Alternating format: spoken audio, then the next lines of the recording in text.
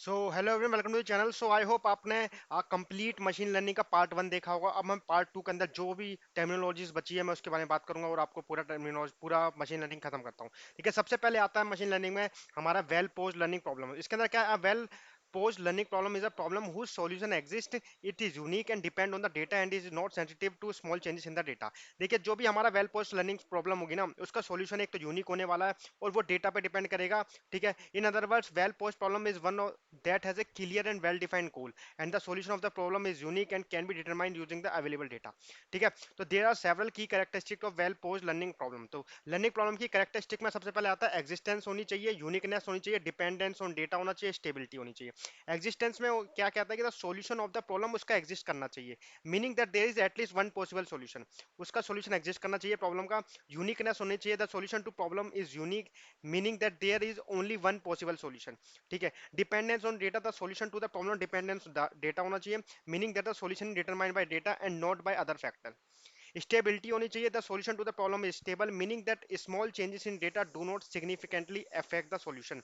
तो ये हमारे चार पिलर्स है जो कि हमारे वेल पोस्ट लर्निंग प्रॉब्लम के लिए होना चाहिए। तो example of well learning problem के अंदर आता है क्लासिफिकेशन, रिग्रेशन और क्लस्टरिंग। हम ये यूज करते हैं, जैसे given A set of classification और रिग्रेशन आपको पता है सुपरवाइज लर्निंग का पार्ट है। Given A set of level example can be learn classifier that accurately predict the class level of new unseen example. जब कोई न्यू इंस्टेंस आएगा तो वो क्लासिफाई कर पाएगा डेटा को देख के कि ये किस क्लास का पार्ट है। तो ये क्लासिफिकेशन में आ गया। फिर आगे रिग्रेशन में आ गया, given A set of input output pairs can be learn a function that accurately predict the output for new. ठीक है, तो रिग्रेशन में क्या है कि इनपुट आउटपुट पेयर जो दे रखे होंगे उसके बेसिस पे एक फंक्शन प्रिडिक्ट कर पाएगा कि ये इसका आउटपुट क्या होना चाहिए। ये रिग्रेशन में आता है। क्लस्टरिंग का given A set of unlabelled data point can be learn a clustering algorithm that group similar data points together. तो ये आता है हमारा तीन चीज है जो कि एग्जांपल्स है और वेल पोस्ट लर्निंग प्रॉब्लम के। ठीक है, certainly example that efficient define the well posed learning problem. तो सबसे पहले क्या, to better filter email as spam और नोट। देखिए, मैंने आपको एक पिछली पीडीएफ में बताया था कि अगर हमें ईमेल से स्पैम निकालने हैं कि नहीं, तो उसका एक वेल पोस्ट लर्निंग का एक प्रॉब्लम है। ठीक है, उसका जो हमारा टास्क होने वाला है वो होना क्या है, क्लासीफाइंग करेंगे ईमेल्स को स्पैम है और नहीं है।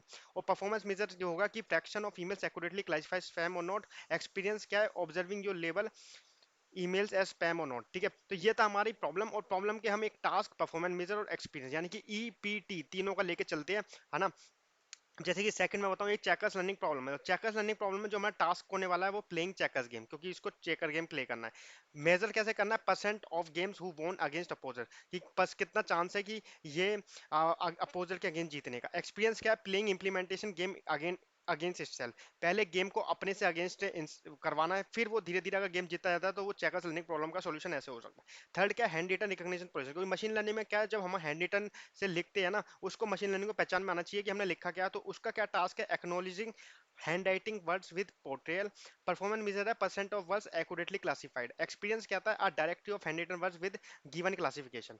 फिर हमारा फोर्थ प्रॉब्लम कहती है, अ रोबोट ड्राइविंग प्रॉब्लम। इसके अंदर हमारा टास्क क्या है, driving on public four lane highway using site scanner. तो साइट स्कैनर की वजह से हमें पूरे कार को फोर लेन पे चलानी है, फोर लेन हाईवे पे। तो परफॉर्मेंस मेजर क्या होगा, average distance progress before A policy. और एक्सपीरियंस क्या होगा, order of image and steering instruction noted down while observing human. पहले ह्यूमन ड्राइवर उस कार को चलाएगा, उससे वो ऑब्जर्व करेगा कि स्टीयरिंग इंस्ट्रक्शन कैसे लेनी है, तो वो एक प्रॉब्लम को सॉल्व कर पाएगा, रोबोट ड्राइविंग प्रॉब्लम को। फिर आता है फ्रूट प्रिडिक्शन प्रॉब्लम। उसमें टास्क है forecasting different fruits for recognition, जैसे कि able to predict maximum variety of fruit. ठीक है, तो ये हमारा परफॉर्मेंस मेजर करना है। एक्सपीरियंस क्या था, training machine with the larger data set of fruits में हमें बहुत सारी फ्रूट इमेज की डेटा देना पड़ेगा, उसकी वजह से बेसिस पे वो फोरकास्ट कर पाएगा डिफरेंट फ्रूट्स को रिकॉग्निशन के लिए। ठीक है, तो ये आता है। सिक्स्थ प्रॉब्लम है हमारी फेस रिकॉग्निशन प्रॉब्लम। इसमें हमारा टास्क है प्रिडिक्टिंग करनी है different types of human faces की। परफॉर्मेंस मेजर कहता है कि able to predict maximum types of faces. तो उसके लिए हमें एक ट्रेनिंग मशीन करनी पड़ेगी with maximum amount of data set of different face image. हमें बहुत सारा जो डेटा देना होगा वो फेस इमेज का देना पड़े, जिससे कि ये सॉल्यूशन निकाल पाए। Automatic translation of document. इसमें क्या, translation one type of language use in document to other language. तो हमें ट्रांसलेशन करना पड़ेगा एक लैंग्वेज को दूसरी लैंग्वेज से, ये हमारा टास्क है। परफॉर्मेंस मेजर है able to convert one language to other efficiently. Experience क्या, training machine with large data set of different types of language. तो सारी लैंग्वेज उसको बतानी पड़ेगी, तो उसकी वजह से वो ट्रांसलेट कर पाएगा। तो इन समरी मैं कहूँ तो a well posed learning problem is one that is unique stable solution that accurately captures the underlying patterns in the data to achieve the desired task. This ensure that the problem can be effectively solve using machine learning techniques. तो ये था हमारा well posed learning problems कैसे solve करनी है। अब आते हैं हमारे डेटा टाइप। डेटा क्या कहता है? Data refer to as collection of information gathered by observation, measurement, research और एनालिसिस। तो वो डेटा उसको कहते हैं जो कोई भी इंफॉर्मेशन हो, ठीक है, वो ऑब्जर्व करके, मेजर करके, रिसर्च करके, एनालाइज करके निकाला गया वो डेटा होता है। इट में comprise facts, figure, number, names और even general description of things. ये सब डेटा के अंदर आएगा, ठीक है। Data can be organise in the form of graph से शोकेस करते हैं हमारा चार्ट से और टेबल से for ease in our study. Simplicity करने के लिए मशीन लर्निंग को डेटा गिनने के लिए हम ग्राफ, चार्ट्स और टेबल से इसको रिप्रेजेंट करते हैं। टू टाइप्स ऑफ डेटा, एक है हमारा कैटेगोरिकल डेटा, एक है न्यूमेरिकल डेटा। कैटेगरी डेटा होता है क्वालिटेटिव डेटा। क्वालिटेटिव डेटा मतलब category data is a type of data that can be stored in groups और categories with the aid of names of level. अगर हम किसी चीज को लेबल करके डेटा दे रहे हैं तो वो होगा कैटेगरिकल डेटा, ठीक है। This grouping is usually made according to the data characteristics and similarities of this characteristic through a method known as matching. तो इसमें क्या है, हम मैच कर करके उसको एमएल काम करता है जो कि कैटेगरिकल डेटा जो कि लेबल नेम से है वो ग्रुप कर दिया गया है, ठीक है। Also known as qualitative data, each element of a category data can be placed in only one category according to its qualities which each of the categories mutually exclusive. तो क्या है कि जो हमारी कैटेगरीज बनाई गई है कैटेगरिकल डेटा के अंदर, उस कैटेगरी से हम डिफाइन करते हैं डेटा को और लेबल करते हैं, जैसे कि, ठीक है। एग्जाम्पल के तौर पे जो जेंडर है वो एक कैटेगरिकल डेटा है because it can be categorize into male and female according to some unique qualities possessed by each gender, ठीक है। तो ये आता है हमारे कैटेगरिकल डेटा में। कैटेगरिकल डेटा के एग्जांपल देखा जाए तो following images shown how categorical data are group together. Different season, इसके अंदर हमारे यहाँ पे सीजन है जो कि समर, विंटर, रेनी, ये सारे जो सीजन है ये हम एक कैटेगरी में डाल देंगे, सीजन कैटेगरी में। ऐसी हमारी ये टी शर्ट है, ये डिफरेंट साइज की टी शर्ट है तो हम इसको एक टी शर्ट नाम की कैटेगरी में डाल देंगे। तो ये है हमारे कैटेगरिकल डेटा, ठीक है। उसके बाद हमारा आता है आप एग्जांपल भी देख सकते हो और भी, जैसे कि हेयर कलर का मैंने डाला एग्जांपल। इसके अंदर जितने भी सारे हेयर कलर है एक कैटेगरी में डाल दिया। परफ्यूम ब्रांड जितने भी है सारे एक परफ्यूम एक ब्रांड में इसमें डाल दिया कैटेगरी में। एज ग्रुप्स जितने भी एज ग्रुप पीपल है वो सारे मैंने एक कैटेगरी में डाल दिया। फिर फिल्म जॉनरे जैसे कॉमेडी, हिस्ट्री, साईफाई जितनी भी हमारी मूवीज है वो एक फिल्म जॉनरे में डाल दिया। तो ये बना दिया जाता है कैटेगरी, कैटेगरी है, ठीक है। फिर two types of categorical data आता है, एक होता है नॉमिनल और एक ordinal. Nominal data, this is the data type of category data that has name और label, sometimes called naming data. It has characteristic similar to that of noun. तो nominal data को बोलते हैं नेमिंग डेटा, जिसको हम naming कर दिया। Example name of a person, gender, school graduate from, etcetera, ठीक है। ऑर्डिनल डेटा कहता है the type of category data includes element that are rank order और have a rating scale attach, one can count and order nominal data but it can be measured. तो ordinal data में क्या है, एक rank किया जाता है, हमें हमें रैंक करके किसी चीज को अगर हमें रैंक करना रेट के स्केल पे, जैसे 1 to 5 किसी चीज को रेट करना, तो ये आएगा हमारा ऑर्डिनल डेटा में, ठीक है। For example suppose a group of customer were asked to the test the variety of restaurant new menu on a rating scale 1 to 5 with each level on the rating scale representing strongly dislike, dislike, natural, like, strongly like. In this case a rate of 5 indicates more enjoyment than a rating of 4 making such data original. तो मतलब क्या, जैसे कि हम review system देखते हैं Google play store पे किसी ऐप को अगर आपको इंस्टॉल करना है कि कितना उसके रिव्यू है, तो उस हिसाब से ये हमारा आता है ओरिजिनल में, ठीक है। और नॉमिनल में सिंपल हम नेम करते हैं, लेबल करते हैं, ठीक है। नॉमिनल डेटा कहता है, nominal data can be defined as category data that can not be rank और ऑर्डर। जबकि order data is also category data but it possesses intrinsic ordering, ठीक है। तो ऑर्डर की बात आएगी तो ऑर्डिनल में आएगा, नॉमिनल में आएगा आपको नेम आएगा। डेटा एनालिसिस क्या आता है, nominal data can B categorised into groups that can be represented using frequency distribution and graphs, bar graph, pie chart etcetera, ठीक है। इसमें क्या आएगा, mode, median, quartiles, percentile etcetera can be determined for analysing ordinal data, ठीक है। ये median क्योंकि जो हमारा रेंज है फ्रीक्वेंसी चार्ट गिवन होता है उससे निकाला जाता है। फिर आता है हमारा data collection technique. Nominal data can be collected using open-ended and close-ended question as well as multiple choice surveys. तो ये हमारा nominal data निकाला जाता है सर्वे के जरिए, ठीक है। और ये है ordinal data can be collected using survey that provide a rating scale, ठीक है, rating scale से, ठीक है। इसमें rating important है। Advantage का, nominal data let the participant express their views freely, ठीक है। Ordinal eliminates irrelevant data and gives a more precise result, ठीक है। तो ये आपको पता होना चाहिए नॉमिनल और इसमें। फिर आता है हमारा सेकंड टाइप का जो आता है न्यूमेरिकल डेटा, जिसको बोलते हैं quantitative data. Numerical data is a type of data that is expressed in terms of number rather than a natural language description. Similar to its name numerical, it can be collected in number form, also known as qualitative data. This numerical data type can be used as form of measurement such as a person height, weight, IQ etcetera. तो ये हमारा जो है quantitative data में आता है, ठीक है, जिसके अंदर हम किसी की मेजरमेंट कर रहे हैं, पर्सन की हाइट, वेट, ये आईक्यू, तो ये आ गया। It can be also to carry out arithmetic operation like addition, subtraction, multiplication and division. ये हमारा न्यूमेरिकल डेटा में आता है। ठीक है, फिर हमारे आते हैं to types of numerical data है। एक तो है डिस्क्रीट डेटा, एक है कंटिन्यूस डेटा। डिस्क्रीट डेटा क्या था? Discrete data is a type of numerical data with countable elements that is have a one-to-one mapping with natural numbers. Discrete numbers can either be countably finite or countably infinite. Some general example of discrete are age, number of student in a class, number of candidate। देखिए जो कि discrete के अंदर आते हैं, जैसे कि number of students की 50 है तो होल वैल्यू में आएगा, तो ये सब आता है हमारे डिस्क्रीट डेटा में। ठीक है, दूसरा कंटिन्यूस जो कि आगे पढ़ेंगे। डिस्क्रीट दो होते हैं, एक तो फाइनाइट काउंटेबल, एक अनफाइनाइट। ठीक है, a countable finite data can be counted from the beginning to the end, with a countably infinite data cannot be completely count because it tends to infinity. For example, the bags of ice in a store are countably finite, while the grains of rice in a bag is countably infinite. तो ये आ गया हमारा discrete में।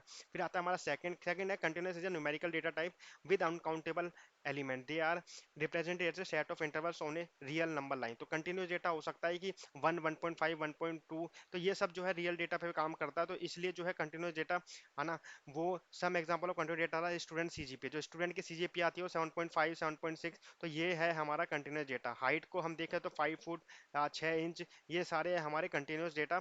फिर similar to discrete data, continuous data can either be finite और infinite, and uncountable finite data has an end while an uncountable infinite data set tends to infinity.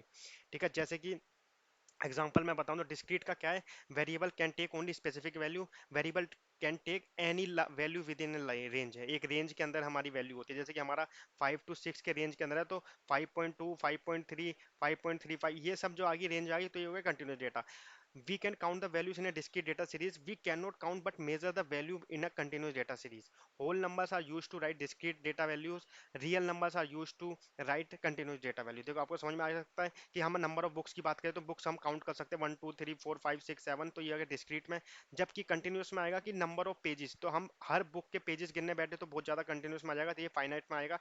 ये होगा length of pages of book present in a book shelf. अब discrete data के अंदर और example देखे जो number of player, ठीक है, इन अ रेस, और यहाँ पे क्या है? Time taken. टाइम क्या है हमारा? माइन्यूट सेकंड में आता है, सेकंड का माइक्रो सेकंड में होता है, तो ये तो क्या कंटिन्यूस डेटा। डिस्क्रीट में number of student present in a class, ये हो गया हमारा डिस्क्रीट। जबकि कंटिन्यूस में वेट, वेट जो कि है 65.5, 66.5, ऐसे करके अगर वेट देख रहे हैं तो ये कंटिन्यूस में। फिर आता है हमारा decision trees. Decision trees supervise learning algorithm का पार्ट है। डिसीजन ट्री सारे popular supervise learning algorithm used for both classification and regression task. They are simply yet powerful model that are easy to interpret and visualize. ठीक है, how decision tree work. तो decision tree में क्या आता है आपको बताऊं, एक रूट आती है, रूट के हिसाब से हमें एक केसेस बनाते हैं, तो ये आता है हमारा डिसीजन ट्रीज में। और जो डिसीजन ट्री मैंने आपको बता दिया ये सुपरवाइज लर्निंग का पार्ट है, और ये क्लासिफिकेशन एंड रिग्रेशन टास्क दोनों करता है। ठीक है, तो ट्री ट्री स्ट्रक्चर सबसे पहला आता है हमारा ट्री स्ट्रक्चर क्या है? A decision tree is a tree like structure where each internal node represent a decision based on the value of a feature. Each branch represent the outcome of the decision and each leaf node represent the final decision। तो कि जो leaf node है वहां पे खत्म हो जाता है वो फाइनल नोड है, और बाकी जो इंटरनल नोड है वो हमारा डिसीजन बताएगा कि कौन से डायरेक्शन में जा रहा है। सेकंड आता है हमारा recursive partitioning. Decision tree uses a top-down greedy approach called recursive partitioning to split the data into smaller subset based on the feature that best separate the classes or minimize the error in the target variable। ठीक है, this process is repeatable recursively for each subset until certain stopping criteria are met, such as reaching as maximum depth, minimum number of sample in a leaf node, or no further improvement in impurity measures। तो ये आता है हमारा recursive parsing में। फिर आता है हमारा third decision rules. Decision rules कहता है at each node of the tree a decision is made based on the features value, the decision determines which branch to follow down the tree. The decision rules are typically based on simple thresholding or other criteria depending on the type of feature, categorical और numerical। इसमें कोई सा भी data हो सकता है, category भी कल भी हो सकता है, न्यूमेरिकल भी हो सकता है। उससे हम डिसीजन लेते हैं कि यस नो, कि हमें किस डायरेक्शन में जाना है। फिर लीफ नोड्स है जो कि हमारा फाइनल आउटपुट जहाँ पे निकल के आता है। Prediction, once the tree is build each leaf node represent a class label in classification or a predictive value in regression. When a new instance is presented to the tree, it travels down the tree following the decision rules until it reaches a leaf node where the final prediction is made। तो ये आता है हमारा leaf nodes and prediction में। फिर आता है हमारा स्प्लिटिंग क्राइटेरिया। स्प्लिटिंग क्राइटेरिया क्या है? Decision trees use various splitting criteria such as Gini impurity for classification और mean squared error for regression. To determine the best feature and threshold for splitting the data at each node, the goal is to maximize the homogeneity of the subset created by the split।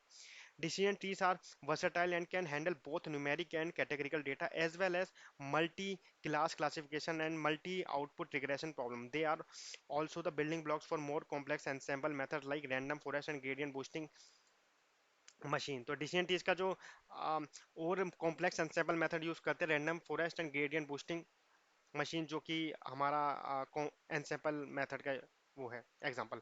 In decision trees induction we need to find the best attribute which we can move down in the best way. तो हमारा best होना चाहिए जो कि हमारा ऊपर जो आएगा वो अच्छा होना चाहिए, जो हमारा नोड को रिप्रेजेंट कर पाए डिसीजन ट्री को। तो सबसे पहले हम डिसीजन ट्री में निकालते हैं इन्फॉर्मेशन गेन। तो इन्फॉर्मेशन गेन का फॉर्मूला क्या होता है कि उसमें हमारा एंट्रोपी ऑफ एस होता है, ठीक है, जिसके अंदर हमारा जो पूरे चार्ट का जो ग्राफ है उसमें से हम एंट्रोपी निकालते हैं और बाद में हम सबकी इंफॉर्मेशन गेन में से माइनस करते हैं जिस एट्रीब्यूट के लिए हमें निकालना है, ठीक है। जैसे कि व्यू, ये ट्रू फॉल्स अगर ये दे रखा है तो, और इसका होता है एंट्रोपी ऑफ एस वी। तो ठीक है, ये हमारा इन्फॉर्मेशन गेन का फॉर्मूला होता है, ठीक है। तो इन्फॉर्मेशन गेन कैसे निकालते हैं, सबसे पहले हम जो टारगेट वैल्यू उसके हिसाब से इन्फॉर्मेशन गेन निकालती है, ठीक है। उसका जो हमारा हो गया P upon P plus N log base two P plus N, मैंने इसको इन्फॉर्मेशन गेन का अलग से वीडियो में बताया था। अब आप देख सकते हो इसमें जो 5 यस है यानी 5 डाउन है 5 अप है, तो 5/10 log base two 5/10 plus 5/10 log base two 5/10। तो इससे हमारा टोटल इन्फॉर्मेशन गेन आ गया पूरे इस डेटा से। अब इस डेटा के हमें अलग अलग निकालने की, कंपटीशन ऊपर आएगा या टाइप पहले आएगा। तो कंपटीशन के हमें पहले निकालना पड़ेगा, एज का निकालना पड़ेगा। अगर जिसका इन्फॉर्मेशन सबसे ज्यादा है, जैसे कि इसके अंदर एज का 0.4 आया इन तीनों का, एज के अंदर ओल्ड मिड और न्यू को निकालने के बाद एज का 0.5 आ रहा है, तो सबसे ऊपर हमारा एज को रख देंगे। अगर हम एज को सबसे ऊपर रख दिया, फिर नीचे देखेंगे कि कौन सा बढ़िया। अगर एज के अंदर ओल्ड के सारे देखे तो सारे डाउन है, तो सारे डाउन है तो यहीं पे चार्ट खत्म हो जाता है, और इसके सारे न्यू है तो अब खत्म हो जाते हैं। अब हमारा बचता है मिड का। जब मिड के अंदर तुम पे दो ऑप्शन थे, या तो यस है और नो है, तो अब हमें इसमें सेलेक्ट करनी है कौन सी नोड आएगी। तो फिर हमें वापस से खाली मिड वाली लेके 1 2 3 4 खाली मिड वाली लेके कंपटीशन टाइप और दोबारा से निकालेंगे कि इन दोनों में से कौन सा ऊपर आएगा। तो उसमें कंपटीशन की वैल्यू आएगी, तो कंपटीशन ऊपर आ जाएगा क्योंकि टाइप की वैल्यू 0 आ रही है, इसका इन्फॉर्मेशन गेन ज्यादा है। तो जिसका इन्फॉर्मेशन गेन ज्यादा है वो रूट नोड के नीचे आ जाएगा, ठीक है। तो ये फिर आगे कंपटीशन, तो ऐसे करके हमारा बनता है डिसीजन ट्री। फिर आता है हमारा गिनी इंडेक्स। गिनी इंडेक्स कहता है way of attribute selection measure select the best attribute. It is a measure of the impurity inequality of D. Gini of index का फॉर्मूला है 1 minus summation of p i का square. P i क्या है, count of specific class level और total count of D. Gini index का है जैसे कि इसमें 9 क्या है, इसमें 9 यस है 5 नो है, तो उस हिसाब से हमारा बनता है 9/14 का स्क्वायर माइनस ये टोटल गिनी इंडेक्स है एट्रीब्यूट। अब हमें क्या पर्टिकुलरली किसी अलग अलग जब निकालेंगे तो it uses a binary split of each attribute find all possible subset using all possible values. If attribute A have V possible values then there are 2 V possible subset. Attribute income के अगर हम देखें तो values है low medium high, तो subset बनेगा 2 raise to the power 3 जो कि 8 बनता है, तो ये कि हमारे ये वाले एट्रीब्यूट बनेंगे, ठीक है। तो बेस्ट एट्रीब्यूट सिलेक्शन के लिए हम गिनी इंडेक्स यूज करते हैं। If a binary split on income partition D into D one and D two, the gini index of D given that partitioning D one का अलग होगा डी टू का अलग होगा, उस बेसिस पे हमारा गिनी ऑफ इंडेक्स निकलेगा, ठीक है। तो ये है। फिर आता है हमारा रिग्रेशन एनालिसिस है। रिग्रेशन एनालिसिस सुपरवाइज लर्निंग की एल्गोरिथम का ही पार्ट है। इसके अंदर हमारी जो टर्मिनोलॉजीज है वो आती है हमारी चार, ठीक है। चार नहीं सॉरी पांच। एक आती है हमारी dependent variable, independent variable, outliers, multicollinearity और under fitting and over fitting. Dependent variable में आता है the main factor in regression analysis which we want to predict और understand is called a dependent variable. It is also called target variable. जो target variable होता है वो हमारा dependent variable होता है। इंडिपेंडेंट वेरिएबल के जरिए ही हम डिपेंडेंट वेरिएबल फाइंड आउट करते हैं। The factor which affect the dependent variable और which are used to predict the values of the dependent variable are called independent variable also called as predictor. Outliers होते हैं, outliers in observation which contains either very low value और very high value in comparison to other observe values and outlier may hamper the result so it should be avoided, ठीक है। तो result हमारा change हो सकता है outlier की वजह से, या तो वो वेरी लो वैल्यू लेता है या वेरी हाई वैल्यू लेता है ऑब्जर्व वैल्यू के कंपैरिजन में। तो इसलिए क्या है हमारा जो आउटलायर उससे दिक्कत दे सकता है हमारे एमएल को, ठीक है। फिर आता है multi collinearity. If the independent variable are highly correlated with each other with other variable then other variable, then such condition is called multicollinearity. It should not present in the data set because it creates problem while ranking the most affecting variable, ठीक है। तो ये हमारी problem generate करता है multicollinearity में, ठीक है। अगर हाईली कोरिलेटेड है बाकी वेरिएबल से, अगर इंडिपेंडेबल, तो प्रॉब्लम आती है। Under fitting and over fitting, if our algorithm works well with the training data set but not well with the test data set, then such problem is called overfitting. And if our algorithm does not perform well even with training data set, uh, then such problem is called underfitting. देखिए underfitting और overfitting में क्या है कि अगर data set के noise आ रही है, नॉइस आ रही है तो ओवरफिटिंग का केस आता है ना। अंडरफिटिंग में क्या है कि वो डेटा उतना कैपेबल ही नहीं है कि उसको आ, आ, मतलब अच्छे से कर पाए ट्रेनिंग डेटा सेट को, तो वो आता है अंडरफिटिंग की कंडीशन। फिर आता है हमारा regression analysis is a statistical method to model the relationship between dependent target and dependent यानी predictor variables with one or more independent variable. More specific regression analysis help us to understand how value the dependent variable is changing corresponding to an independent variable when other independent variable are held fixed. अगर हमने independent variable fixed कर दिया उसके बाद हम dependent variable निकाल ले, तो ये हमारा regression analysis technique यूज कर हेल्प करती है. It predicts continuous real value such as temperature, age, salary, price, etc. Example क्या था, suppose there is a marketing company a who does various advertising every year and gets sales on that. The below list shows that the advertising made by the company in the last 5 years and the corresponding sales. Now the company wants to do the advertisement of $200 in the year 2019 and wants to know the prediction about the sales of the year. So to solve such type of prediction problem in machine learning we need regression analysis. तो इसके अंदर हमें क्या है कि हमारा advertisement और sales में कितना जाता है हम रिग्रेशन टेक्निक से यूज करेंगे इस ग्राफ से। जैसे कि हमारा ये है कि अगर हमारा $90 एडवर्टाइजमेंट हो रहा है का तो $1000 की सेल हो रही है, 120 की 1300 की सेल हो रही है, तो यही पूछ रहा है कि अगर हमारे $200 की हमने एडवर्टाइजमेंट करी तो सेल कितने की होगी। तो रिग्रेशन क्या था, regression is a supervise technique which helps to finding the correlation between variables and enables us to predict the continuous output variable based on the one or more predictable variable.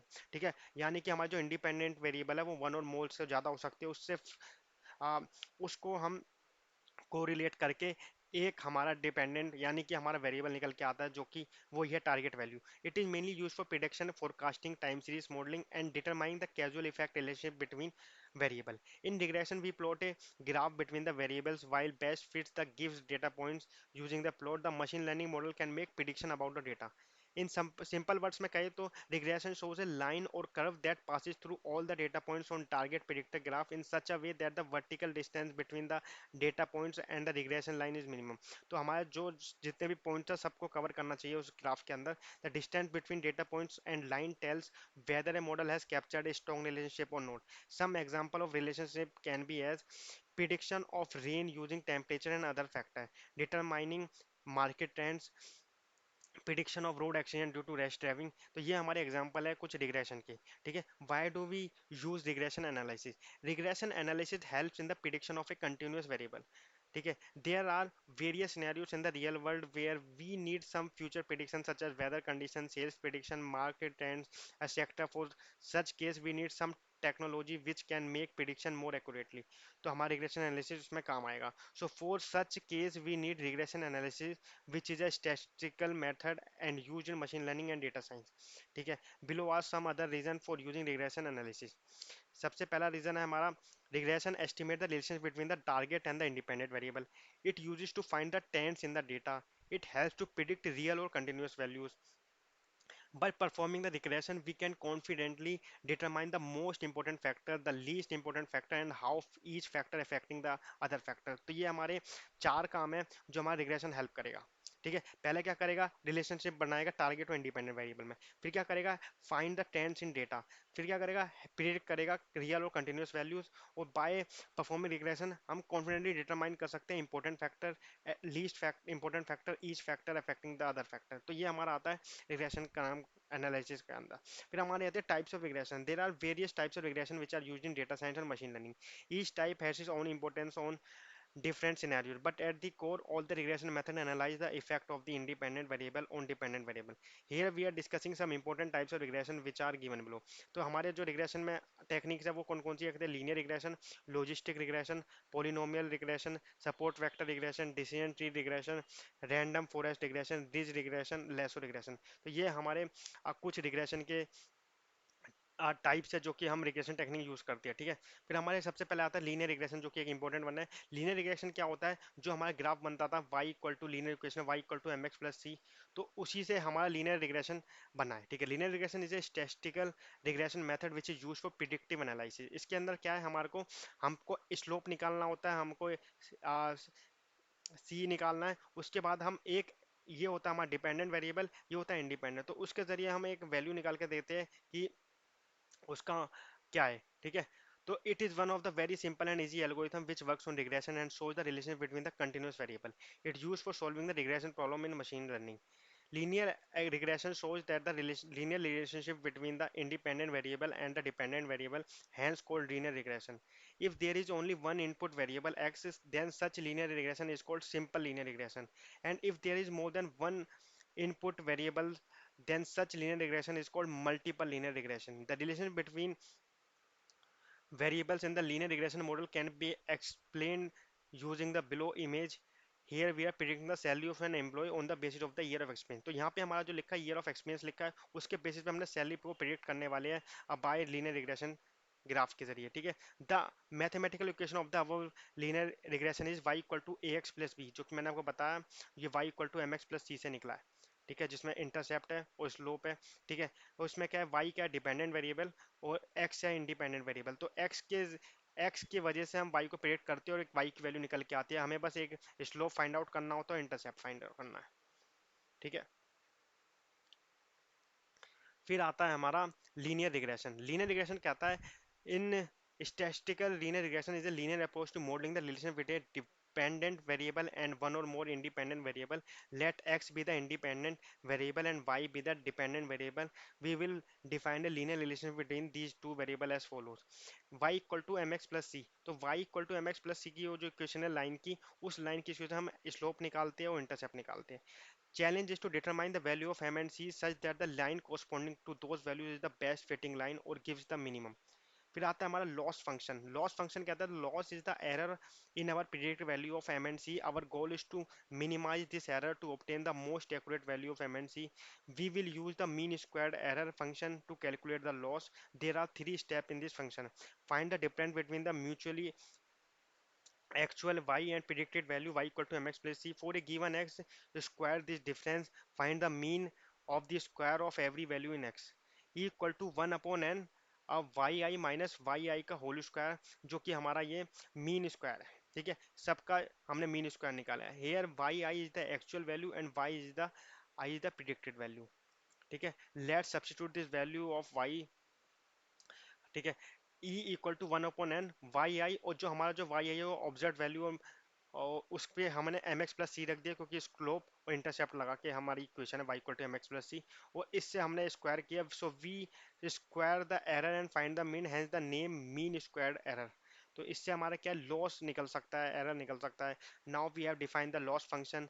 Let's gets into the interesting part, minimising it and minim finding m and C.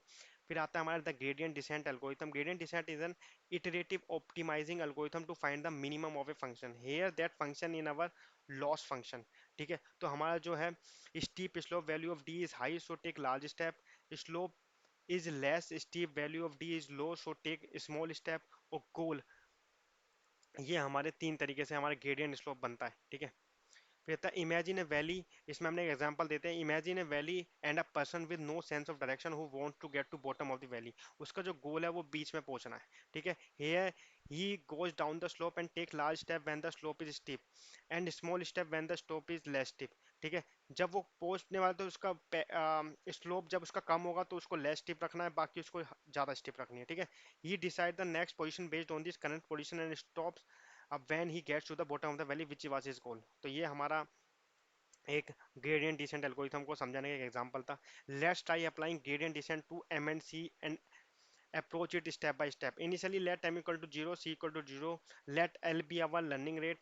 This control how much the value of m changes with each step. L could be a small value like 0.0001 for good accuracy. Calculate the partial derivative of the loss function with respect to m and plug in the current values of x, y, m and c is to obtain the derivative value d, ठीक है। तो यहाँ पे क्या है, dm equal to 1/n, और जो हमारा 2 y i m x plus c जो कि क्वेश्चन में था, माइनस एक्स आई हमने रख दिया। तो इससे हमारा जो डीएम का जो नई वैल्यू निकल के आई derivative with respect to m, वो है ये minus two upon n summation I equal to zero to n और x i y i minus y bar.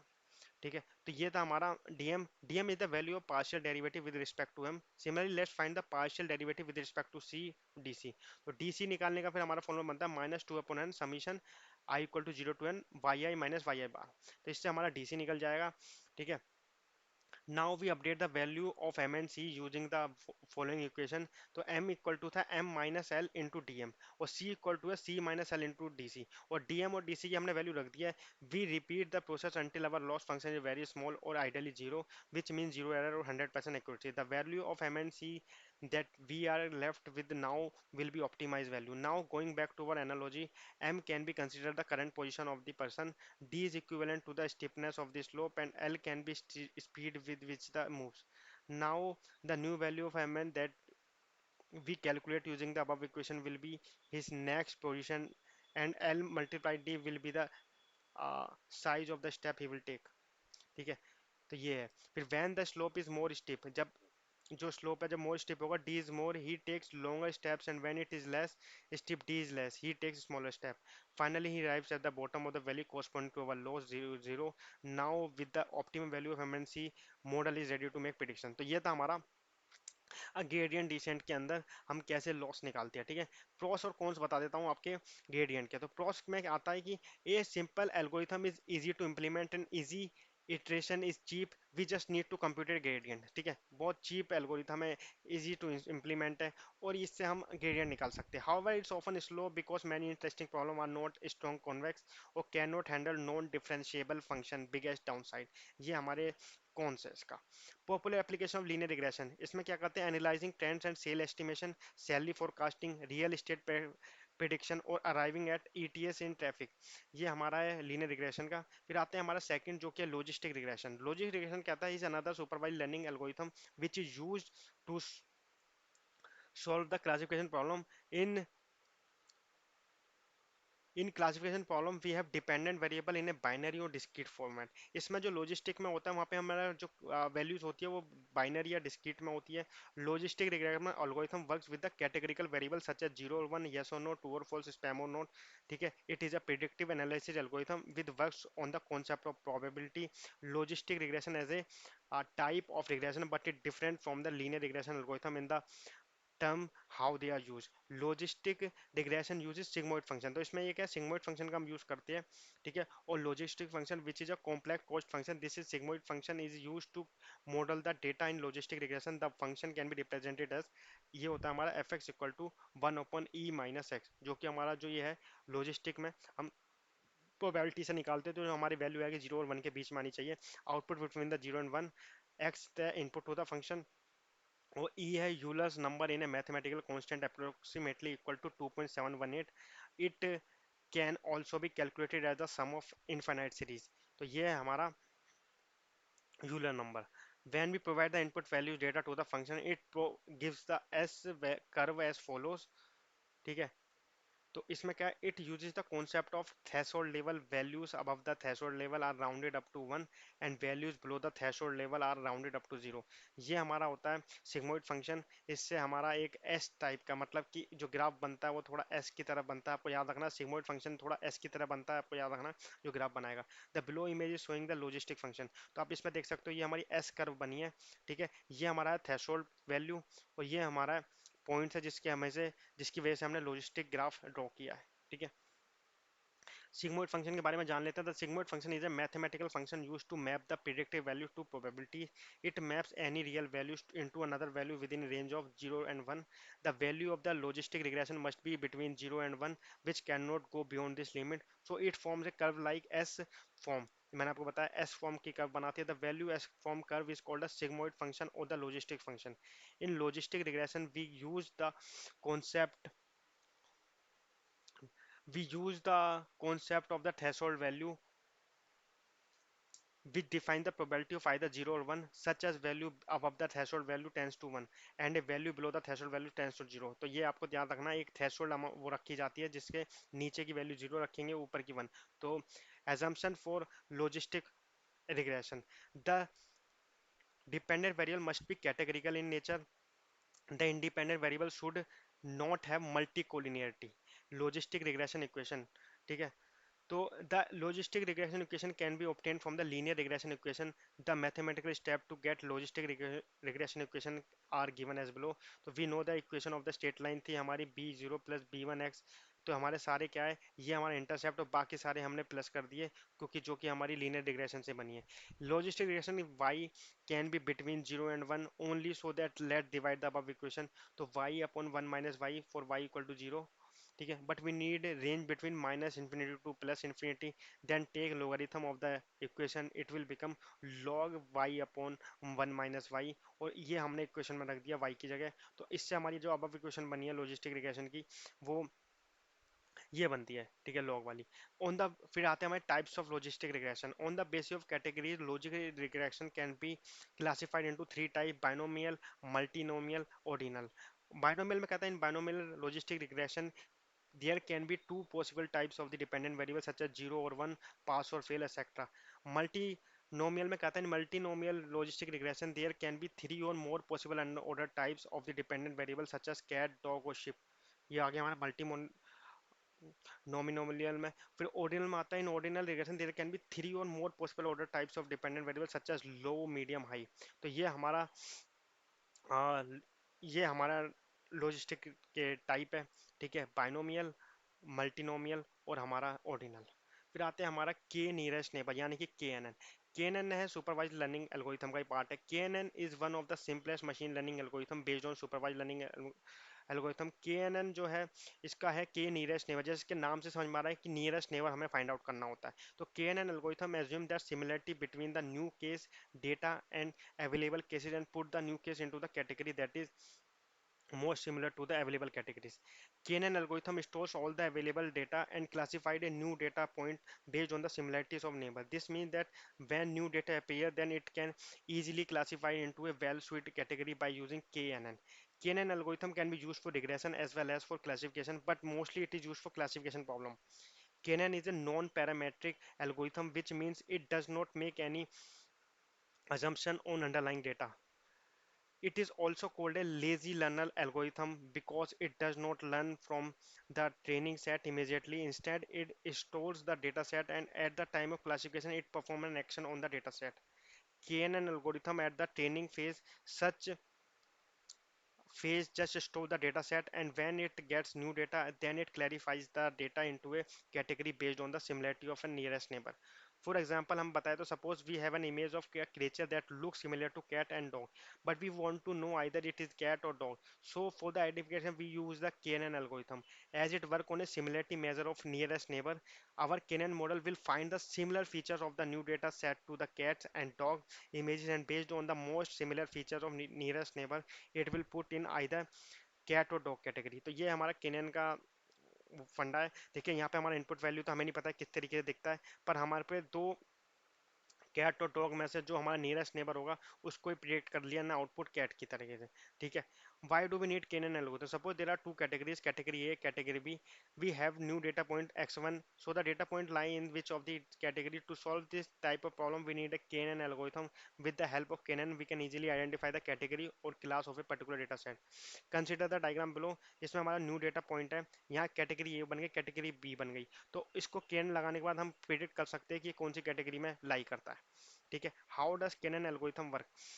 The KNN working can be explain on the basis of the below algorithm. पहला step होगा हमारा for implementing algorithm we need data set. So during the first step of KNN we must load the training as well as data. ठीक है, next क्या, we need to choose the value of K that is the nearest data point. K can be any natural number. ठीक है, फिर हमें के को option को चुनना है. स्टेप थ्री क्या, for each point in that set test data do the following. पहले क्या करेगा, calculate distance between test data and each row of training set with the help of any method namely Euclidean या फिर Manhattan और Hamming distance. The most commonly use method to calculate is Euclidean. तो हम Euclidean distance से सबका distance calculate करेंगे. जो minimum distance होगा उसको हम जितने के की वैल्यूज गिवन होगी उससे मैच करके देखेंगे और मेजोरिटी में जो विनर होगा उसे जिता देंगे. Now based on the distance value sort them in ascending order.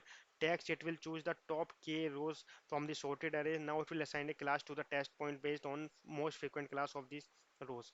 तो ये है हमारा यूक्लिडियन डिस्टेंस फॉर्मूला, जो कि x2 माइनस एक्स वन का whole square, y2 minus y1 का whole square. d is the Euclidean distance, x1 y1 is the coordinate of the training data point, x2 y2 is the coordinate of the test data point।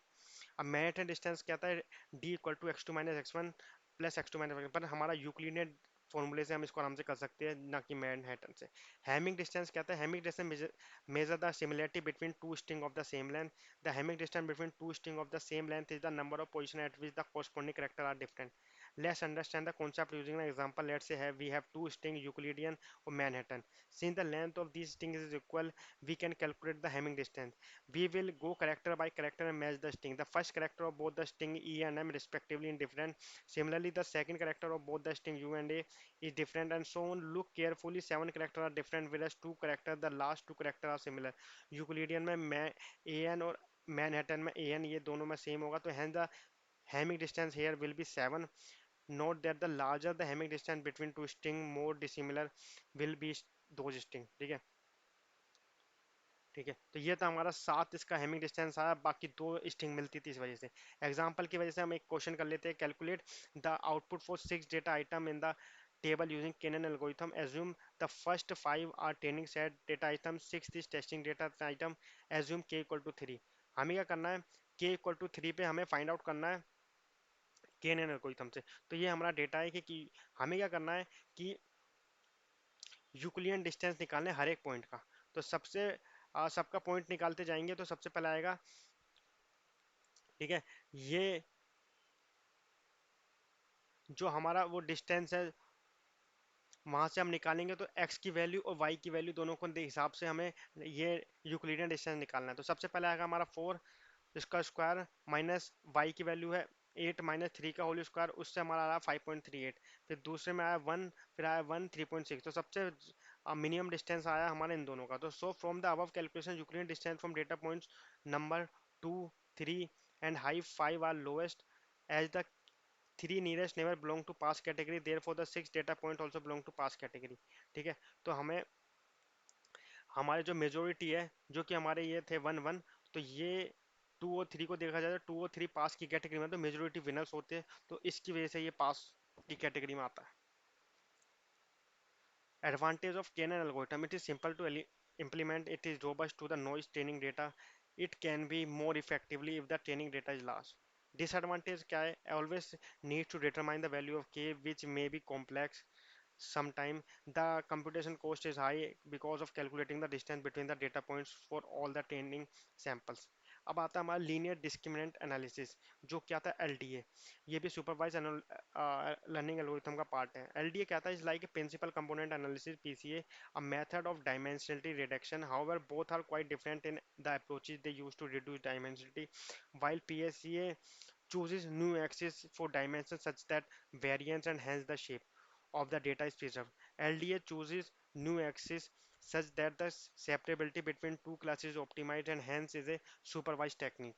Hence, when one discussed using dimensity reduction not for visualization purpose, which would require a retention of shape, but to increase model performance, usually they are talking about LDA। Both, however, represent the newly formed dimension in terms of linear combination of dimension in the dataset. Beyond simply support for model train building, however, it has proven itself a powerful method for analyzing and interpretation। Performing linear discriminant analysis is a three-step process।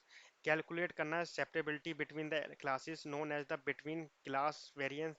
It defines as the distance between the mean of different classes and allows for the algorithm to put a quantitative measure on how difficult the problem is। Closer means harder problem। This separability is kept in between a class scatter matrix। Between class scatter matrix, ये overall mean. तो हमारा क्या है, sample size of class I, sample mean of class I.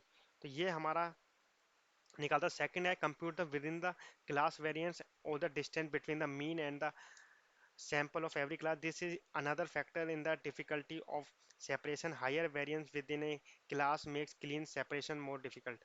तो ये हमारा है scatter matrix for class I, इसमें summation N I minus one है इनटू में एस आई, और उसको अगर हमें खोले तो summation I equal to 1 to G, summation J equal to 1 to N I, और ये हमारा आता है X I S J minus X bar, इसका हमारा मीन आता है। तो ये हमारा स्कैटर मैट्रिक्स फॉर क्लास आई।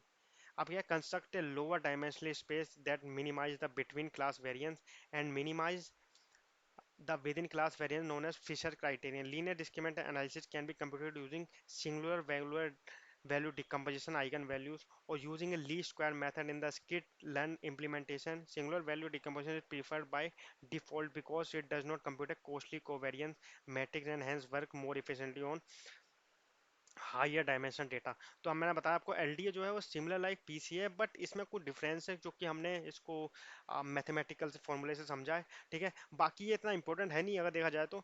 हमारा जो सबसे इंपॉर्टेंट आता होता है support vector machine. Support vector machine एक सुपरवाइज लर्निंग एल्गोरिथम का ही पार्ट है। सपोर्ट वेक्टर मशीन और SVM is one of the most popular supervise learning algorithm which is used for classification as well as regression problem. However, primarily it is used for classification problem in machine learning. The goal of the SVM is to create the best line or decision boundary and can segregate n-dimensional space into classes so that we can easily put the new data point in the correct category in the future. The best decision boundary is called a hyperplane. तो एक हमें hyperplane find out करना होता है, ठीक है, और उस हाइपर प्लेन के जरिए हमें एक मार्जिन फाइंड आउट करना होता है। ठीक है, SVM chooses the stream points vector that help in creating the hyperplane. These extreme cases are called support vectors and hence algorithm is termed as support vector machine. Consider the following diagram in which there are two different categories. They are classified using a decision boundary और hyperplane. तो आप देख सकते हो ये हमारा hyperplane है, इसके साथ में हमने दो प्लेन को ड्रॉ करते हैं और उसका जो ये वाला डिस्टेंस होता है ये होता है हमारा मार्जिन, और जितना हमारा मार्जिन मैक्सिमम होगा उतना हमारा बढ़िया होने वाला है। ठीक है, तो ये हमारा है पॉजिटिव हाइपर प्लेन, एक नेगेटिव हाइपर प्लेन हम ड्रॉ करते हैं। टाइप्स ऑफ एसवीएम में आता है linear SVM. Linear SVM is used for linearly separable data, which means if a data set can be classified into two classes by using a single straight line, then such data is formed as linearly separable data and classifier is called as linear SVM classifier। ठीक है, तो linear होता है, दूसरा हमारा होता है non linear SVM. Non linear SVM is use for non linearly separable data, which means if a data set cannot be classified by using a straight line, then such data is termed as non-linear data and classifier used called as non-linear SVM classifier। अब आता है हमारा hyperplane. Hyperplane and support vector in the SVM algorithm. Hyperplane मैंने बताया आपको, this can be multiple lines decision boundaries to segregate the class in n-dimensional space, but we need to find the best decision boundary that helps to classify the data point. This best boundary is known as the hyperplane of SVM. The dimensions of the hyperplane depends on the feature present in the data set, which means if there are two features as shown in image, then hyperplane will be a straight line, and if there are three features, then hyperplane will be a two-dimensional plane। ठीक है, we always create a hyperplane that has a maximum margin, which means the maximum distance between the data points। अब आता है support vector. Support vector होता है the data points और vector that are closest to the hyperplane and which affect the position of the hyperplane are termed as support vector. Since these vector support the hyperplane hence called as support vector। How does SVM work? सबसे पहले आता है हमारा first linear linear SVM. Linear SVM कहता है the working of the SVM algorithm can be understood by using an example. Suppose we have a data set that has two tags, green and blue, and the data set has two feature x1, x2. We want a classifier that can classify the pair x1, x2 of coordinates in either green or blue. Consider the below image। ठीक है, तो ये हमारे दो data set है। तो इसको हमारे क्या होता है, एक प्लेन ड्रॉ करते हैं और प्लेन हम ऐसा ड्रॉ करते हैं कि जिसके अंदर हमें मैक्सिमम डिस्टेंस कवर करें। उसके फिर हमारे एक पॉजिटिव प्लेन बनता है, फिर नेगेटिव बनता है, और उसके हिसाब से हमारा जो मार्जिन निकाल के आता है, जैसे कि मैं आपको दिखा सकता हूँ इस फिगर में। Support vector machine algorithm, so it is a 2D space, so by just using a straight line we can easily separate these two classes, but there can be multiple line that can separate these classes। Consider the below image। तो अब इस image में देख सकते हो कि हमने एक लाइन के जरिए दो इसको में बांट दिया है। Hence the SVM algorithm helps to find the best line or decision boundary. This best boundary or region is called as hyperplane। SVM algorithm find the closest point of the line from both the classes. These points are called support vector। The distance between the vectors and the hyperplane is called as margin, and the goal of SVM is to maximize this margin। The hyperplane will maximum margin is called the optimal hyperplane। ठीक है, तो ये हमारा optimal hyper plane, और ये जो पूरा distance है ये हमारा मार्जिन, और ये हमें maximum to maximum find out करना होता है। फिर आता है non linear SVM. If data is linearly arranged then we separate by using a straight line, but for the non linear data we cannot draw a single straight line। consider the below image। ये हमारा non linear SVM के लिए, क्योंकि यहाँ पे आप देख सकते हो यहाँ पे डेटा हर फैला हुआ है, तो हमें क्या है, इसको ऐसे ही कर सकते हैं, यहाँ पे हम लाइन ड्रॉ करके हम इसको पार्टीशन नहीं कर सकते। तो so to separate this data point we need to add more dimension. For linear data we have use 2 dimension and X and Y. For non linear data we will had a third dimension Z, in which it can be calculated as z equal to x square plus y square। ठीक है, by adding the third dimension the sample space will be known as below image। तो जो हमारा third dimension add करने के बाद हमारे जो डेटा पॉइंट्स हैं वो सारे एक जगह पे आ गए। ठीक है, अब क्या है, now SVM will divide a data set into classes in the following way, consider the below image। अब हम एक स्ट्रेट लाइन के जरिए इसको डिवाइड कर सकते हैं। ठीक है, क्योंकि अब हमने डेटा सेट को दो आराम से बांट दिया। फिर since we are in 3D space and it is looking like plane parallel to the x axis, if we convert it into 2D space with z equal to 1 then it will become as is. फिर हम इसको 3D को 2D space में जब बनाएंगे तो मैंने आपको पहले बताया था कि ये सर्कल ड्रॉ हो जाएगा, बेस्ट हाइपर प्लेन है। ठीक है, hence we get a circumference of radius 1 in each in case of non-linear data। अब आता है हमारा SVM kernel function। SVM algorithm use a set of mathematical functions that are defined as the kernel। The function of kernel is to take data as input and transfer it into the required form।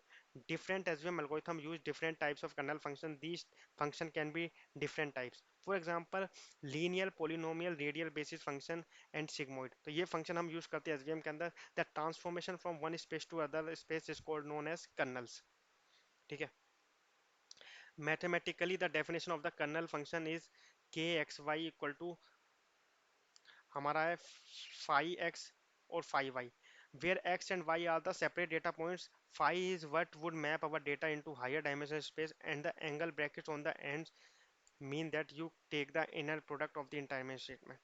There are a few requirement function have to fulfill in order to be considered a kernel।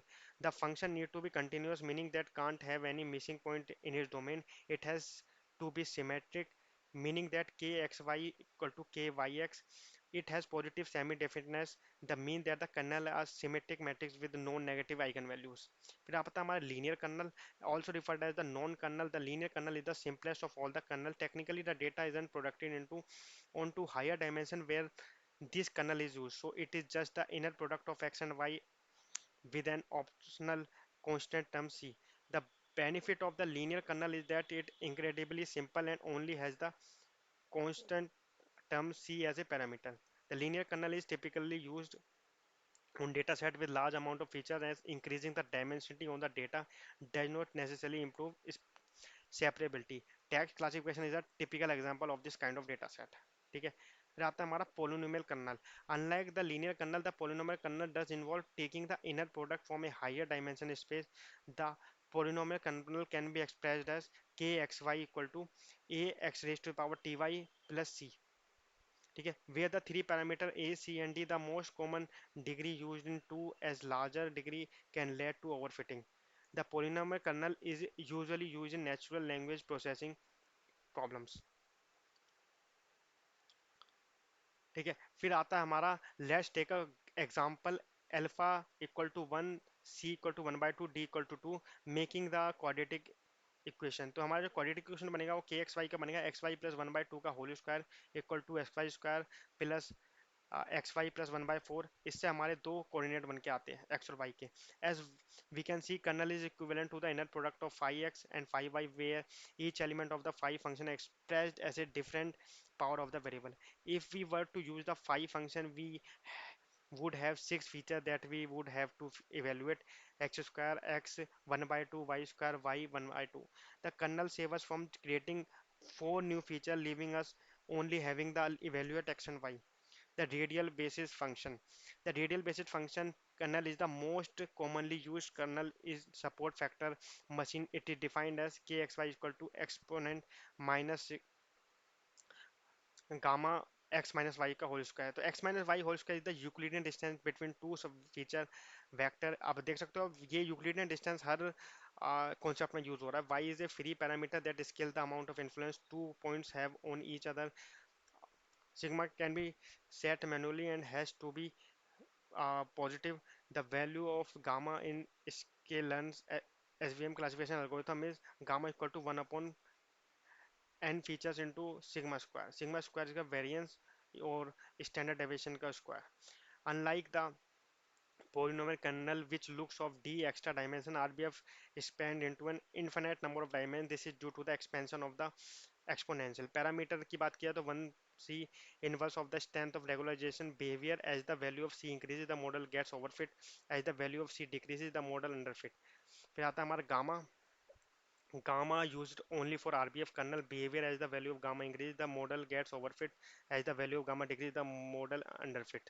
तो ये आता है हमारा sigmoid kernel. We can use it approx proxy for the new neural network equation is kxy equal to 10 hyperbolic alpha X raise to power T Y plus C. ये हमारा sigmoid kernel function. फिर आता है confusion matrix. Confusion matrix is a table that is used to define the performance of a classification algorithm. A confusion matrix visualize and summarize the performance of a classification algorithm. It can be applied to a binary classification as well as for multicast class classification problem. The confusion matrix for a binary classifier through it can easily be extended to the case of more than two classes is shown below. This table has two parameter actual and predicted values. तो इसमें हमारा actual होता है और predicted values होता है, उसके basis पे हमारा कंफ्यूजन मैट्रिक्स बनती है. ठीक है. What can we learn from the matrix. There are two possible predicted classes, yes and no. If we were predicting the presence of a disease, for example, yes would mean they would have the disease and no would mean they don't have disease. The classifier made a total of 165 prediction. Example, 165 patients were being tested for the presence. Out of those 165 cases, the classifier predict yes 110 times and no 55 times. In reality, 105 patients in the sample have the disease and 60 patients do not. तो ये हमारा confusion matrix draw हुई है. ठीक है, जिसमें 60 patients को नहीं हुआ है और जिनको होने वालों को 105 है पेशेंट. ठीक है. बेसिक टर्म में देखा जाए तो true positive, there are cases in which we are predicted yes they have the disease and they do not have. True negative, we predict no and they don't have the disease. False positive, we predicted yes but they don't have actually disease. False negative, we predicted no but they actually do not have the disease. तो इसके हमारे तीन चार बनते हैं, true positive, true negative, false positive, false negative. ठीक है. तो एक्यूरेसी देखा जाए तो overall how often is the classify correct, accuracy है 0.91. एरर रेट की बात की जाए तो 1 माइनस एक्यूरेसी यानी कि 0.09. recall sensitivity or true positive rate at TPR when it's actually yes, how does it currently correctly classified as TP? Recall equal to 0.95. false positive rate आता है when it's actually no, how does it wrongly classified as FP? ये आता है 0.17. Precision की बात की जाए तो when it's present precision yes, how often is it correctly classified as TP? Precision equal to 0.91. F1 score. F1 score कहता है कि F score it is the harmonic mean of precision and recall. F score equal to 2 into 2x.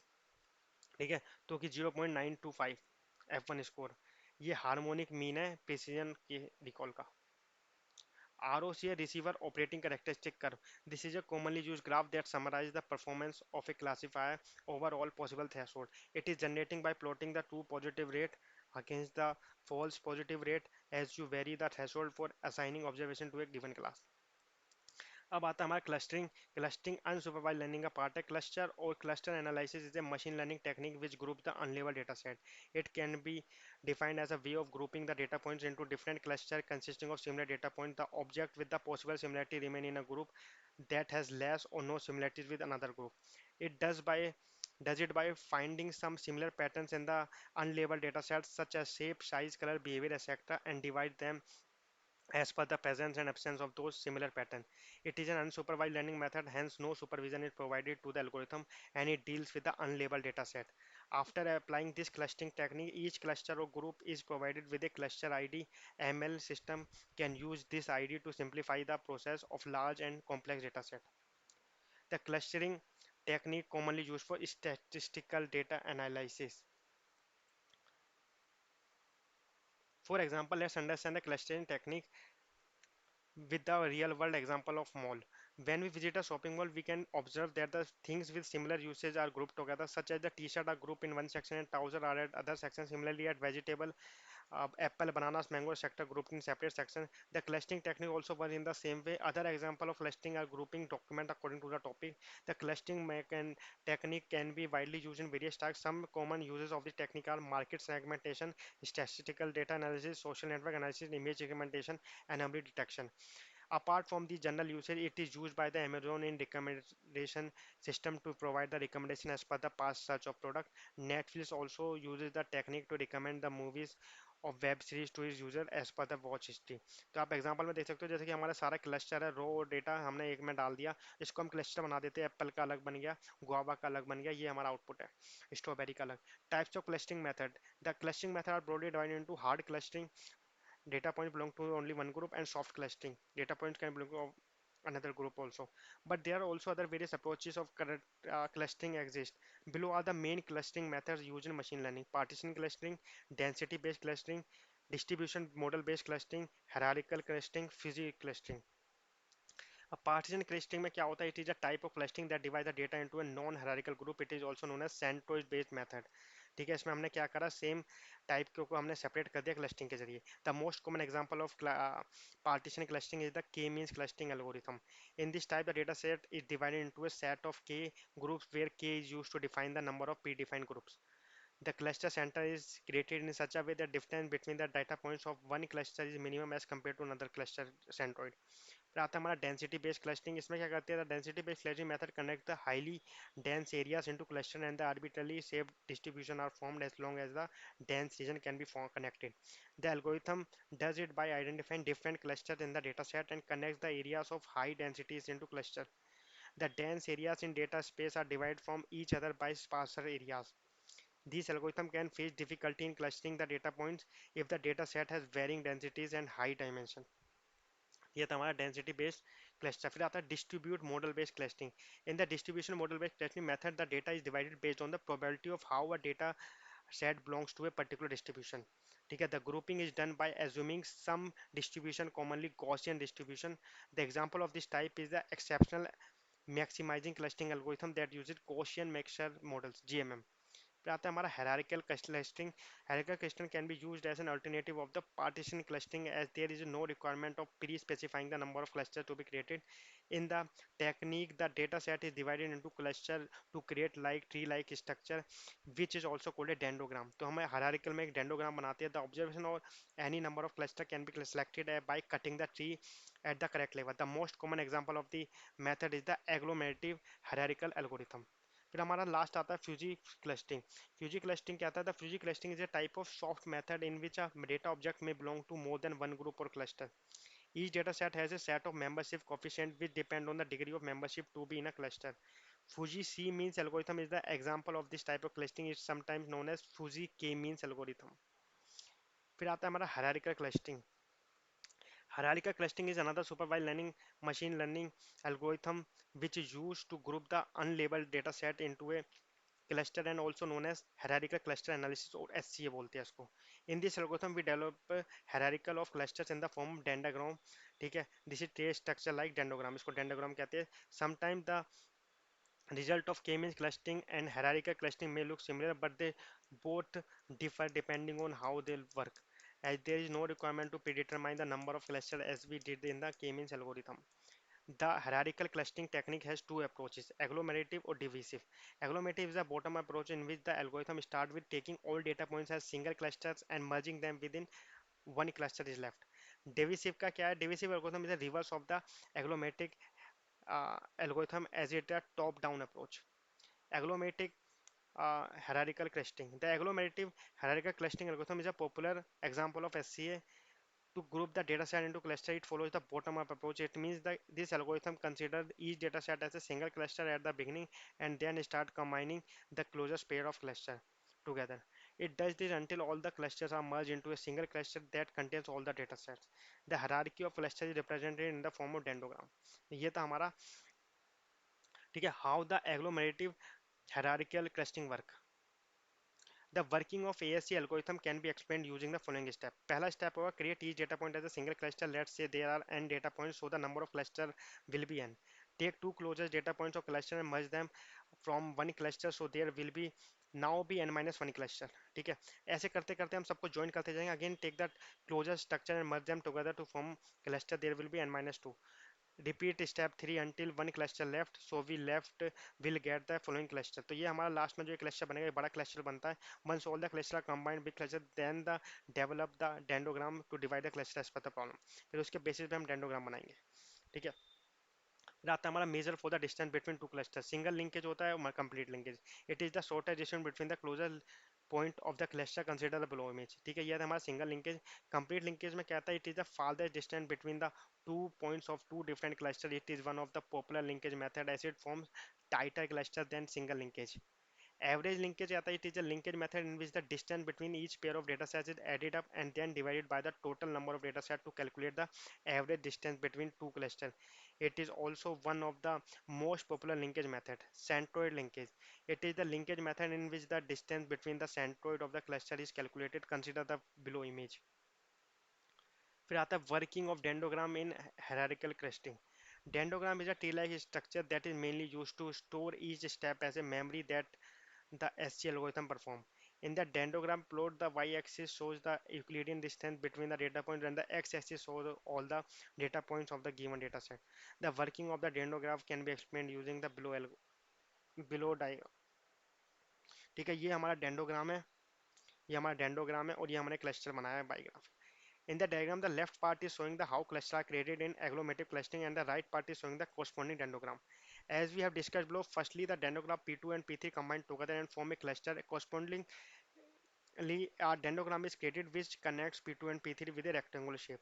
The height is decided according to the Euclidean distance between the data points. In the next step, P5 and P6 form a cluster and the corresponding dendrogram is created.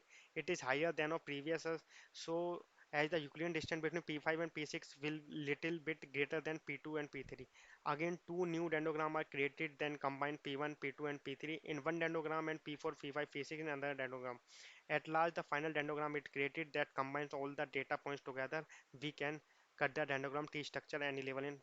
तो agglomerative का एक हमने problem इसके अंदर डाली है। तो problem के अंदर आप देख सकते हो कि जो हमारा डिस्टेंस है सबका एक एक यूक्लिडियन डिस्टेंस हमने सारा डिस्टेंस कैलकुलेट करके लिख दिया है। जो सबसे मिनिमम होगा P5 और P3 को हम ज्वाइन कर देंगे अगले उसमें।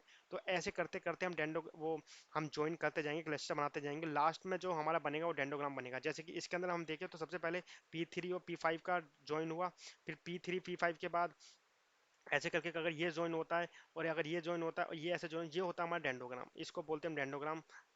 ठीक है, तो अब आप इसमें देख सकते हो सबसे पहले P3 P5 ज्वाइन हुआ, फिर P1 के साथ P3 5 P5 ज्वाइन हुआ, फिर P2 P4 और फिर लास्ट में ये पूरा का पूरा ज्वाइन हो जाएगा। ये हो जाएगा हमारा डेंडोग्राम। ठीक है, तो के मींस क्लस्टरिंग। ठीक है, के mean clustering is an unsupervised machine learning algorithm used for partitioning A data into A predefined number of clusters. It's widely used for clustering tasks across various domains like image processing, natural language processing, and customer segmentation. K-means clustering assign data points to one of the cache cluster dependence on the dependent distance from the center of the cluster. It starts by randomly assigning the cluster centroid in the space. Then each data point assigned to one of the cluster based on its distance from centroid of the cluster. After assigning each point to one of the cluster, new cluster centroids are assigned.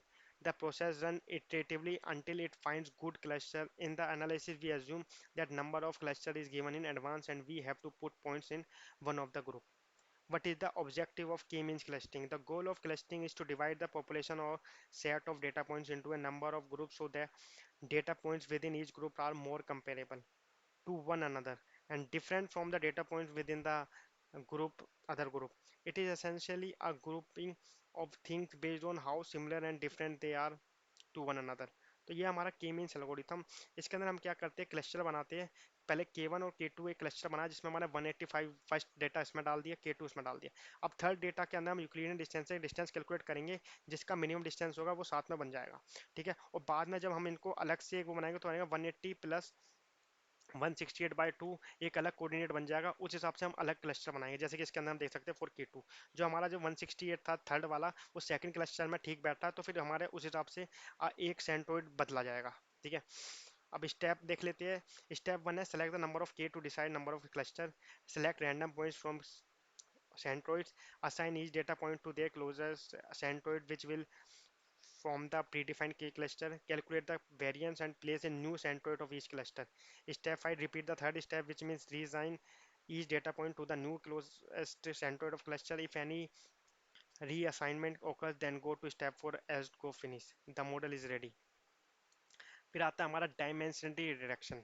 ये unsupervised learning का part है। The number of input feature variable और column present in a given data set is known as dimensionality and the process to reduce this feature called dimensionality reduction. तो इसमें क्या है, हम बहुत सारी चीज़ें फीचर कम करते हैं, बस हम कोशिश करते हैं कि इन्फॉर्मेशन लॉस ना हो हमारे डेटा सेट में से। ठीक है, data set contain huge number of data point feature in various cases which make the predictive modeling task more complicated because it is very difficult to visualize or make prediction for the training data set with a high number of features. For such cases, dimensionality reduction techniques are required to use. Dimensionality reduction technique can be defined as it is a way of converting the higher dimension data set into lesser dimension data set, ensuring that it provides similar information. These techniques are widely used in machine learning for obtaining a better fit predictive model which while solving the classification and regression problem. It is commonly used in the field that deal with high dimensional data such as speech recognition, signal processing, bioinformatics, etc. It can also be used for data visualization, noise reduction, cluster analysis, etc. The curse of dimensionality. The curse क्या है, handling the high dimensional data is very difficult in practice, commonly known as the curse of dimensionality. क्योंकि हमारा real life में बहुत ज़्यादा data होता है, तो हम एकदम से सारा डेटा को डायमेंशनलिटी रिडक्शन नहीं कर सकते, तो ये हमारा कर्स है। In the dimensionality of the input data set increases, any machine learning algorithm and model becomes more complex as the number of feature increases, the number of sample also get increased proportionally and the chance of overfitting also increases. If the machine learning model is trained on high dimensional data, it becomes overfitted and result in a poor performance. Hence, it is often required to reduce the number of features which can done with this dimensionality reduction.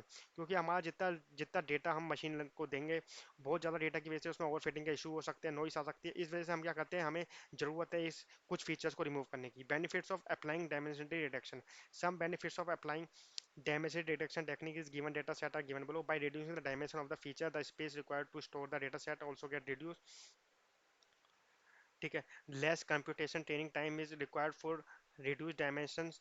फिर आता है हमारा reduce dimension of feature of the data set help in visualization the data quickly. It remove the redundant features if present by taking care of multi collinearity.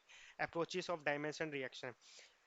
There are two ways to apply the dimension reduction technique which are given below. Feature selection होता है, these methods are used for the feature selection. Filter method, in this method the data set is filtered and a subset that contains only a relevant features is taken. Some common techniques of filter methods are correlation, chi-square test, information gain. फिर आता है हमारा second wrapper test, wrapper method. The wrapper method has the same call for the filter method but it takes a machine learning model for its evaluation. In this method some features are fed to the ML model and evaluate the performance. The performance decide whether to add these features or remove to increase the accuracy of the model. This method is more accurate than the filtering method but complex to work. इसके example देखें तो forward selection, backward selection, bi directional elimination. फिर आता है हमारा embedded methods. Embedded method check the different training iteration of the machine learning model and evaluate the importance of each feature. Some common techniques of embedded methods are lasso, elastic net, ridge regression, etc. और decision trees. फिर आता है हमारा feature extraction. Feature extraction is the process of transforming the space containing many dimensions into space with fewer dimensions. This approach is useful when we want to keep the whole information but use fewer resources while processing the information. Some common feature extraction techniques are principal common analysis, PCA, LDA, kernel PCA, quadratic discriminant analysis. फिर आता है हमारा DBSCAN analysis clustering. So DBSCAN stand for the density based spatial clustering application with noise. It is able to find arbitrarily shaped cluster and cluster with noise. The main idea behind DBSCAN is that a point belongs to cluster if it close to many points from that cluster. There are two key parameters of DBSCAN, एक होता है EPS, एक होता है mean points. The distance that specify the neighborhood, two points are considered to be neighbors if the distance between them are less or equal to EPS. If the EPS value is chosen too small, then large part of the data will be considered as outlier. If it is chosen very large, then the cluster will merge and majority of the data points will be in the same cluster. Therefore, suitably value of EPS need to find out. अब minimum points क्या है? Minimum number of data points are to define a cluster. Based on these two parameter, points are classified as core point, border point, or outlier. Point is a core point if there are at least min points number of points in its surrounding areas with radius EPS. Border point आता है, point is a border point if it reachable from a core point and there are less than min points number of points within its surrounding area. फिर आते हैं outlier. Point is an outlier if it is not a core point and not reachable from any core points. ठीक है, तो ये आप हम diagram से देख सकते हो, ये हमारा नॉइस पॉइंट, ये हमारा बीच का कोर पॉइंट, और ये हमारा बॉर्डर पॉइंट। तो नॉइस पॉइंट ग्राफ के बाहर है, बाकी हमारा ये है, बाकी हमारा जो ये ई डिस्टेंस जो है वो हमारा मिनिमम है बॉर्डर से लेके और इस पॉइंट से लेकर। एल्गोरिथम स्टेप को डीवीएम एल्गोरिथम कहती है। Find all neighbor point with EPS and identify core points और visited with more than min point neighbor. For each core point it is not already assigned to a cluster, create a new cluster. Find recursively all its density connecting points and assign them to the same cluster as that core point. A point A and B said to be density connected if there exists a point C which has a sufficient number of points in neighbor and both the points A and B within the EPS distance. This is a chaining process. So if B is a neighbor of C, C is neighbor of D, D is neighbor of E, while in turn is neighbor of A implies that B is neighbor of A. So iterate through the remaining unvisited points in the data set, those points that do not belong to any cluster. तो ये होती है हमारा part two खत्म। इस पे हमने सारे टर्मिनोलॉजीज को डिस्कस कर लिया है, और हम आने वाली वीडियो में और ज़्यादा इसको खुल के पढ़ेंगे। बस मैंने आपका मेन मोटिव था कि आपको ये सारी थ्योरी आपको बताना, आपको टर्मिनोलॉजी बताना। ठीक है, आई होप आपको वीडियो अच्छी लगी हो तो आप जरूर इस चैनल को लाइक और सब्सक्राइब करना। मिलता हूँ आपको अगली वीडियो में।